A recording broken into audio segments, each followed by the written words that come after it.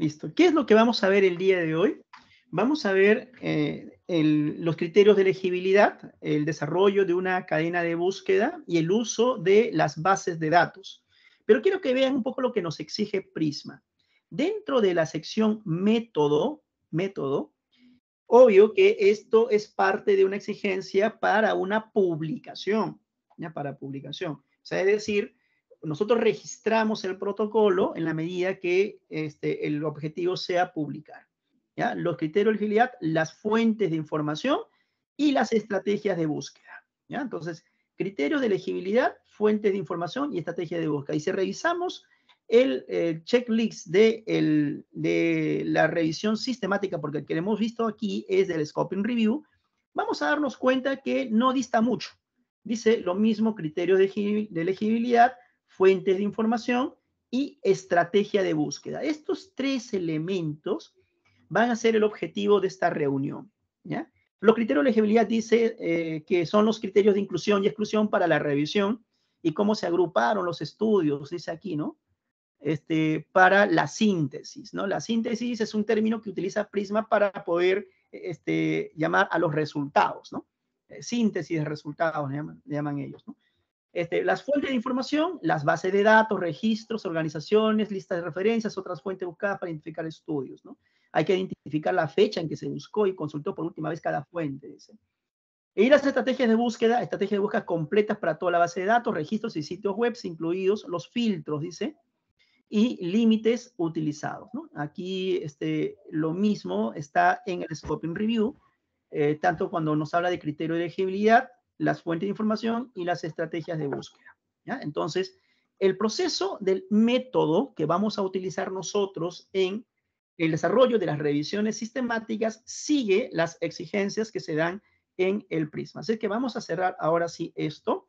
El método de un artículo de revisión, el número 1. ¿Qué son los criterios de elegibilidad? ¿A qué llamamos criterios de elegibilidad?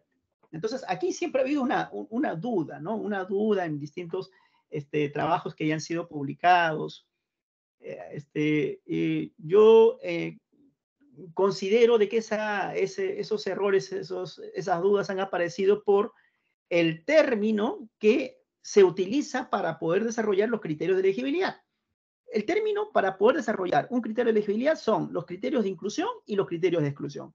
Curiosamente, los criterios de inclusión y exclusión también se vuelven a utilizar cuando hacemos el proceso de selección. O sea, aparecen nuevamente. Entonces, ahí viene el error. Pero aquí, porque, bueno, es un error de utilizar los mismos términos nuevamente, ¿no? Los criterios de elegibilidad son todos aquellos elementos, características, atributos que ustedes, que cada uno de los autores, determinan o predeterminan antes de iniciar el proceso de búsqueda. Antes, ¿no? Antes de iniciar el proceso de búsqueda, yo digo, a ver, ¿qué características deben tener aquellas investigaciones que yo voy a empezar a buscar? Es decir, antes de incluir mi cadena de búsqueda a las distintas bases de datos, antes de ello, lo que tenemos que hacer es preparar nuestros criterios de elegibilidad. ¿Qué deben contener o qué debo observar en esos documentos, ¿no? Al momento de poder buscar la selección? ¿Qué criterios de inclusión deben tener?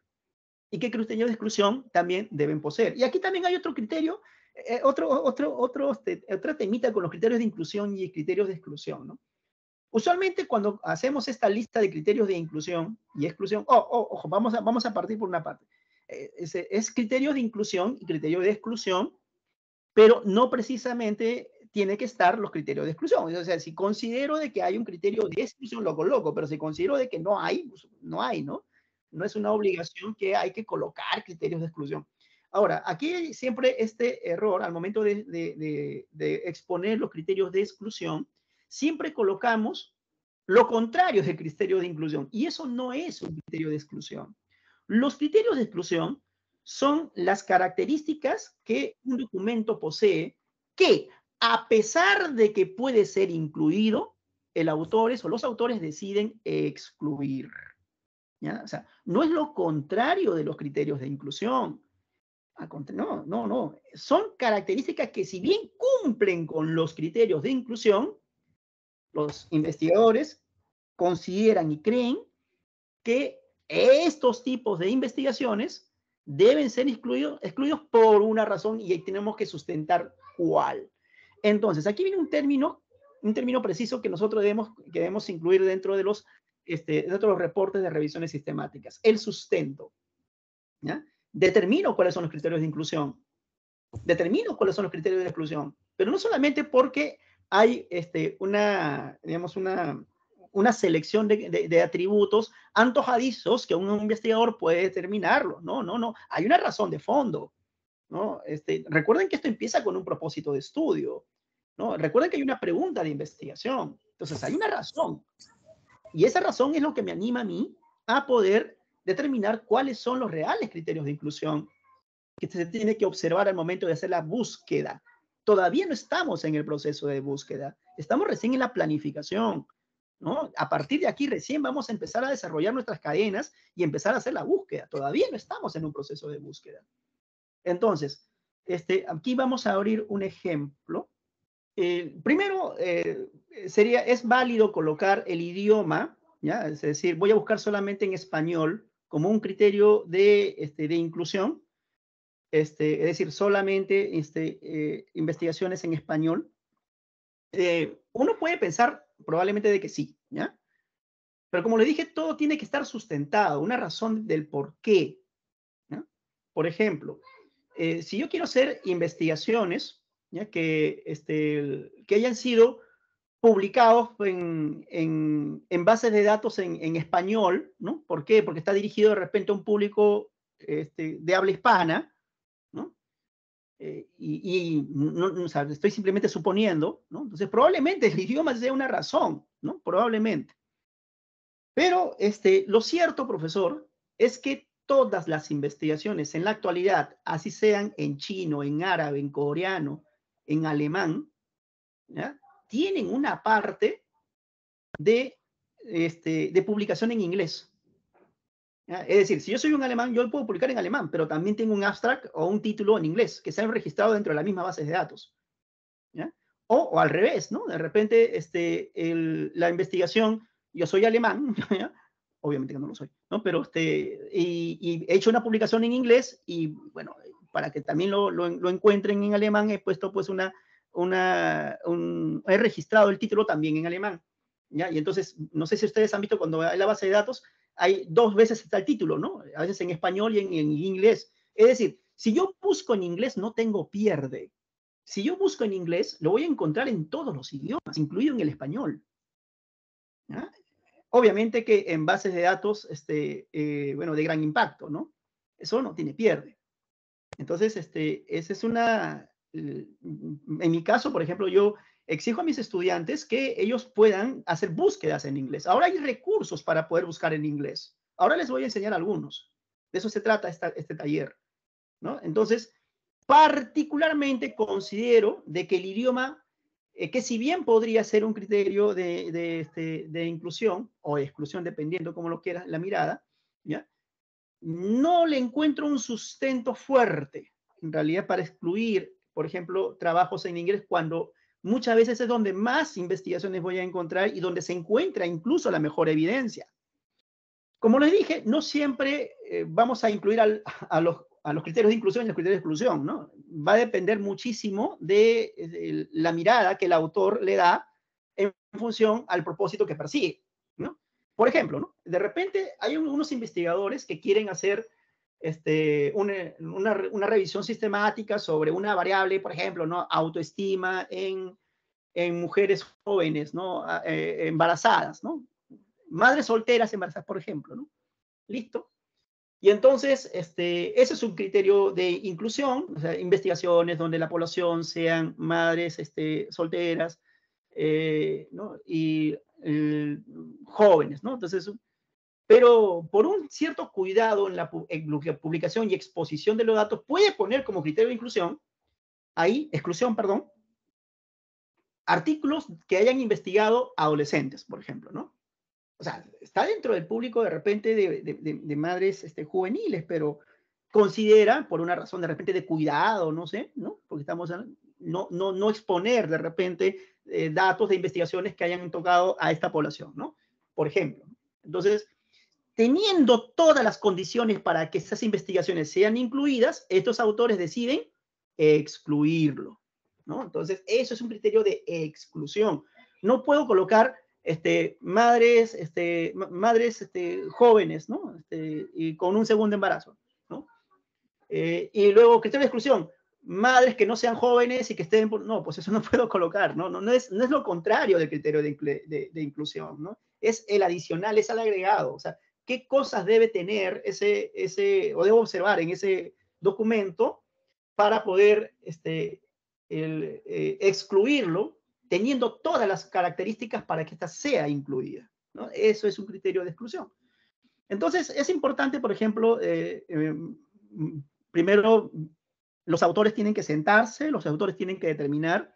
Hay algunos que sí salen, hay algunos criterios de inclusión que salen por el propio propósito del estudio, ¿no? Por eso es importante que cuando nosotros hagamos un buen enunciado y una buena pregunta de investigación o planteamiento de objetivo de la investigación, pues determinar cuáles son esos elementos, esos criterios que están dentro de ese enunciado, que nos van a ayudar a poder determinar cuáles son esos criterios de inclusión, ¿no? Por ejemplo, en este caso, ¿no? En este caso, acá dice como objetivo, ¿no? Identificar los enfoques de gestión del cambio que se han aplicado para el desarrollo de la cultura organizacional fuerte en las empresas, ¿no? Este es el caso. Y entonces vamos a ver los criterios. Es un subtítulo, ¿no? Que acá lo he puesto como para que se sepa de que estamos hablando ahí de un criterio de inclusión, ¿no? Ahora, dice, para llevar a cabo la revisión sistemática se tomó en cuenta incluir artículos primarios publicados en revistas científicas. Ya está, o sea, desde ahí ya te vas diciendo qué es lo que no se va a incluir, ¿no? Es obvio, pero Rafael, eso es obvio, ¿no? Si estamos en una revisión sistemática, sí, pero por si acaso, ¿no? Es decir, con esto ya yo estoy diciendo de que no voy a elegir ningún tipo de documento que no haya sido publicado en una revista científica, ¿ya? Es decir, solamente artículos de repente primarios, ¿no? O algunos, ¿no? Dice que también libros de publicación científica y conference proceeding, ¿no? Entonces, muy bien.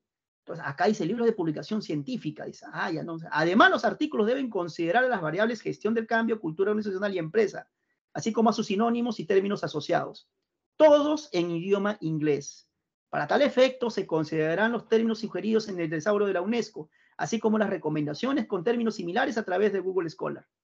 Google Scholar o Google Académico es una muy buena fuente de información para encontrar términos asociados, ¿ya? Es muy buena. O sea, si nosotros entramos a Google Académico, colocamos un término y ya en las mismas investigaciones vamos a encontrar ahí mismo otras investigaciones que han tomado términos similares, ¿no? Términos asociados. Hay algo, por ejemplo, muy interesante con los términos cuando son muy técnicos, ¿no? Cuando de repente nosotros los conocemos en español de una manera, pero en inglés no existe eso. Por ejemplo, hay un tema que me gusta mucho a investigar, que es el síndrome de Burnout, ¿no? El síndrome de Burnout se llama así, Burnout o síndrome de Burnout en inglés. No existe otra forma, ¿ya? Punto. Burnout o síndrome de Burnout, ¿no? O Burnout síndrome, ¿no? En este caso sería. Pero en español existe síndrome de Burnout, así tal cual. Existe agotamiento emocional, existe enfermedad de Thomas, existe también existe síndrome del quemado o síndrome de quemado en el trabajo, o sea, tantos términos en español, ¿no? O sea, en español a veces, como tenemos tantos sinónimos, si yo quisiera hacer una búsqueda en español, tendría que considerar todos esos términos, ¿ya? Eso pasa, por ejemplo, cuando tenemos en español, pero en inglés a veces los términos son más precisos, ¿no? Son más técnicos y es bueno de repente que nosotros también conozcamos un poquito esas terminologías ya que se hacen en el inglés para poder buscarlos inmediatamente cómo se publican. Ahora, también en inglés hay muchas formas de poder presentar un sinónimo, también, ¿no? Existe eso. Así es que siempre es bueno consultar algunos tesauros. Hoy vamos a ver algunos tesauros que existen. En realidad no soy tan experto en tesauros, sé que hay varios tesauros, pero les voy a exponer algunos que conozco. Es la mirada del investigador, o sea, de ustedes, porque ustedes van a hacer un análisis de riesgo de sesgo en un momento, ¿no? Quienes finalmente determinan si ese artículo puede ser incluido o no, ¿no? Entonces, no está alejándose del concepto que encierra un artículo de revisión, sobre todo un artículo de revisión sistemática. ¿no? ¿Se entendió esa parte, profesor? ¿Hay alguna consulta hasta ahí? Está conforme, muchísimas gracias. Perfecto. Muy bien. Entonces, y se explica, ¿no? En estos criterios de inclusión, todos aquellos elementos, ¿ya? Todos aquellos elementos que a criterio particular de los investigadores consideran que debe poseer cada uno de los documentos que van a pasar por esta primera selección, primera búsqueda en realidad. Su término es búsqueda, ¿no? Vamos a pasar por esta primera fase de búsqueda. Todavía no entramos a las fases de filtrado. Eso es solamente para la búsqueda, ¿no? Entonces, allí sacando a sí mismo se incluirán sin discriminación artículos publicados en todo idioma, de todo tipo de acceso, autor, área temática, revista, país, patrocinador y afiliación, así como estudios realizados en todo sector y tamaño empresarial. O sea, no hay ninguna limitación, ¿no? Es decir, si el artículo fue desarrollado en empresas pequeñas, vale. Si el artículo fue desarrollado en empresas grandes, también vale. Si el artículo fue desarrollado en empresas agrícolas, vale. Si la investigación fue hecha en empresas de producción, vale, ¿no? Porque eso es lo que dice los criterios de inclusión. O sea, vamos a incluir todo esto, ¿no? Todo esto vamos a incluir, ¿no? Muy bien. Entonces, esta es una forma en cómo nosotros podemos sustentar o expresar los criterios de inclusión de búsqueda. Esto de aquí nos va a ayudar a poder, uno, armar una buena cadena de búsqueda y dos, saber cuáles van a ser los primeros filtrados en la búsqueda avanzada que vamos a hacer al momento de recolectar esta información. ¿Ya? Al momento de recolectar esta información.